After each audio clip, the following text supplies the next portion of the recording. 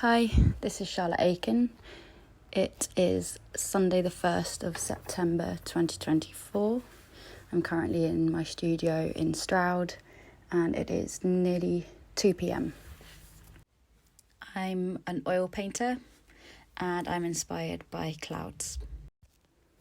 I was brought up in the Isle of Wight and I've moved around a lot since then.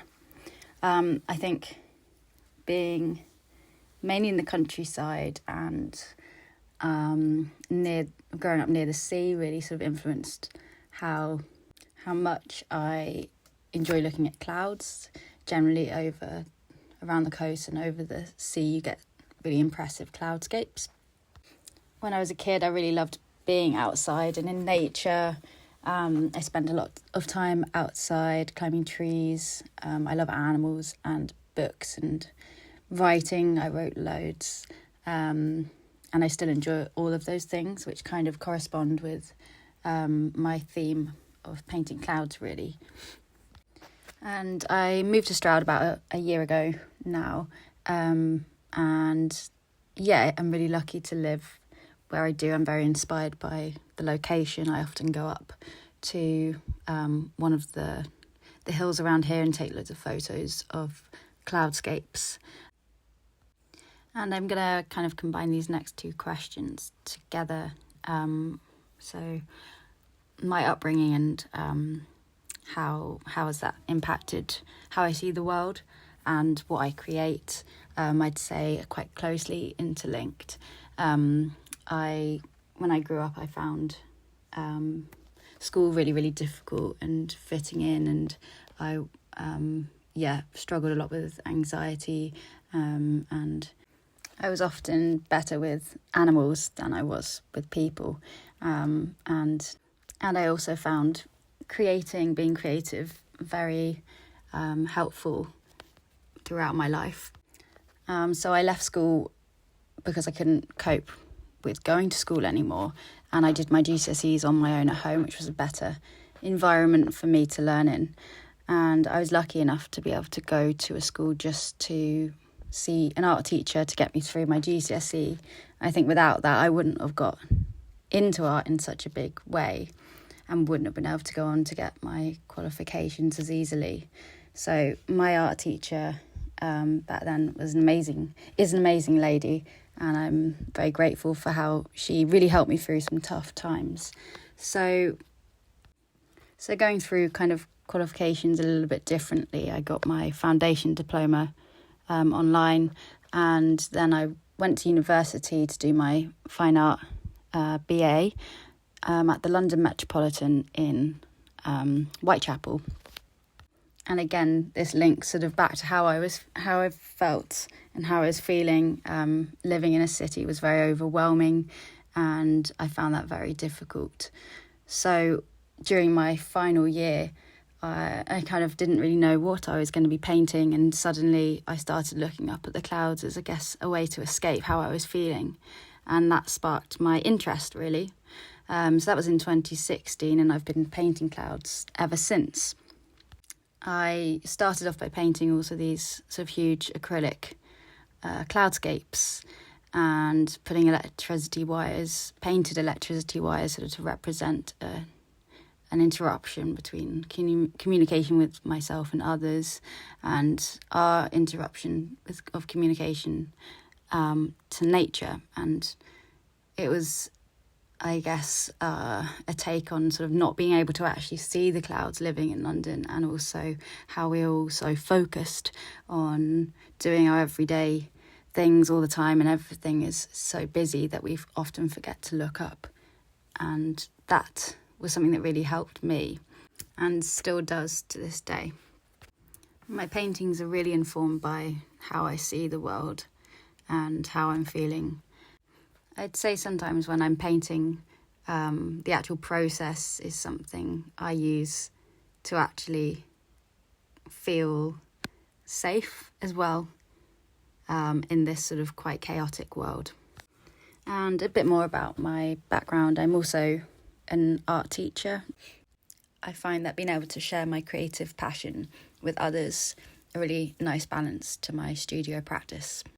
I think if I can help others the way my art teacher helped me, it's a really powerful thing to be able to do. I think creativity is a really important thing that sometimes we miss. Art can make such a big difference, and it's that visual language that everyone can connect to. And in terms of my biggest influences, obviously number one is nature, without a doubt. The clouds are always changing, and although I've painted them for so long, they never get boring. They're just so ethereal and endless, and there's something we can't touch. So it feels like I'm sort of trying to recreate something that's sort of impossible to recreate, and this sort of passing moment in time. I recently spoke to an atmospheric physicist who was kind enough to send me their images from their research of ice crystals actually inside of clouds, which has sort of prompted me to look further into how clouds are formed, as well as just sort of the external. Artists that I'm inspired by, I would say sort of actually a 16th century artist called Artemisia Gentileschi. I wrote about her for my dissertation. And her work really got me interested in sort of the Renaissance era. Her difficulty she went through as a female in the art world, which is just, there's such an inspiration. And actually I love walking around the National Gallery and looking at all these sort of the old masters, and their ceiling murals are something I'm particularly interested in at the moment, and the way that they sort of portrayed clouds and how they used light and colour. I'm also really inspired by Impressionist paintings and Monet. I really, really love the way that sort of the Impressionists used these marks and, again, colour to sort of build up, again, obviously the impression of something without being too realistic. It's sort of like you're looking at it like a glance, but your brain sort of puts together the image for you. And I'm constantly inspired by other people's work, other artists' work all the time. And another sort of current artist I'm really inspired by her work is Flora Yuknovich.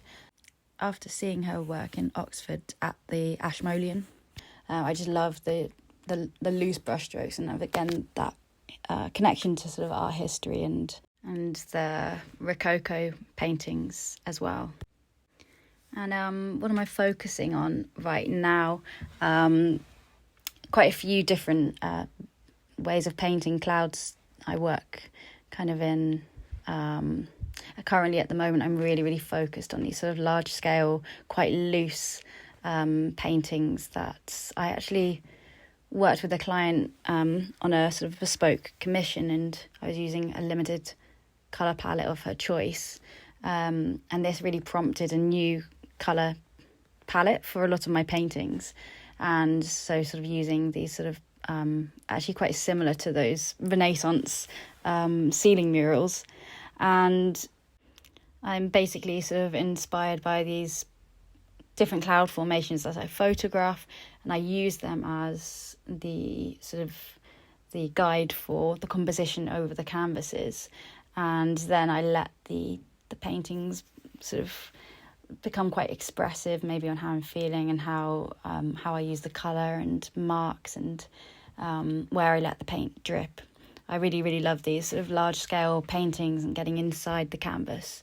So I'm working on a series like that, as well as a more sort of realistic series. And they are much more sort of about these sort of very slow layers of creating these like sort of dry brush technique, layer after layer, to create sort of almost like a cloudy appearance. Some people have said it looks sort of like spray paint.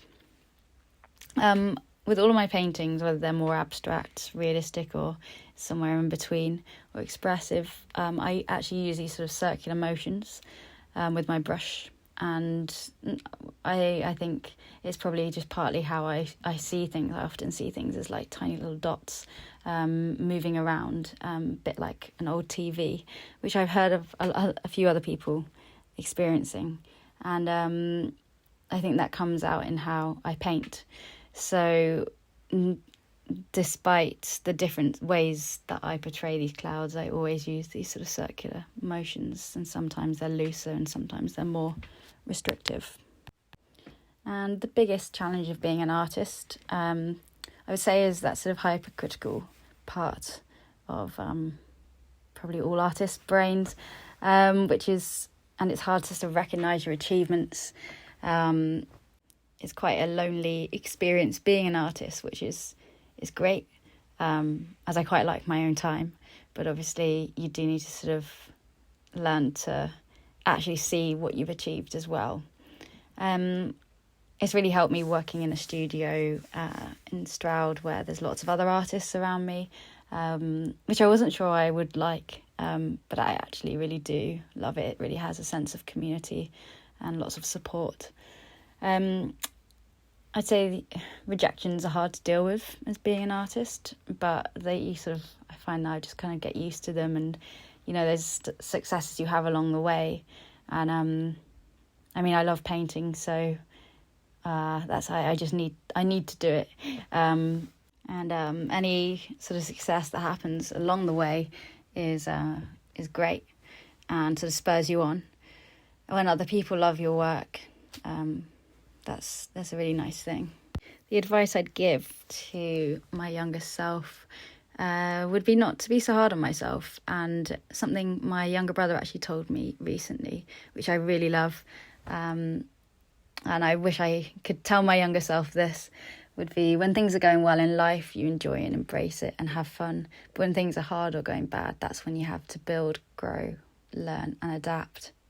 I think it's such a great thing to remember. And I think I'd tell myself that not to worry about fitting in so much. Any weirdness that you feel fitting in just later becomes quirkiness, and that's part of being an artist anyway. And have I ever tried any unconventional mediums or techniques? I never really learned to oil paint. I just kind of did it by trial and error after another artist, really amazing artist friend, sort of advised me to have a go. And I haven't really looked back since then. I really love using oil paint. Do I listen to music while I paint? I do. I love having music on, but it does depend on my mood. I have a range of sort of softer music, jazz, to sort of more drum and bass and liquid. I also dedicate one day a week to disco, and currently that's been Disco Friday. And the best reaction someone's had to my artwork, I love it when I see sort of someone's reaction to, and I can see that they feel something. Someone said recently, it feels like I'm inside the cloud flying through it. And I think, hearing when people genuinely feel something or love your work is just the best thing. And what do I hope people to take away from my artwork? And that would be sort of remembering to look up and to pause and sort of, don't forget about the clouds and this beautiful world and planet that we live on. It's so easy to get lost in our brains that are on overdrive a lot of the time, or, the digital world. And thank you for visiting me in my studio and hearing a bit about my work and my process. And I do have an exhibition coming up in Stroud called Beyond Reach. That will be opening on the 27th of September until the 6th of October at SVA Stroud. And I will be putting more information about that on my Instagram.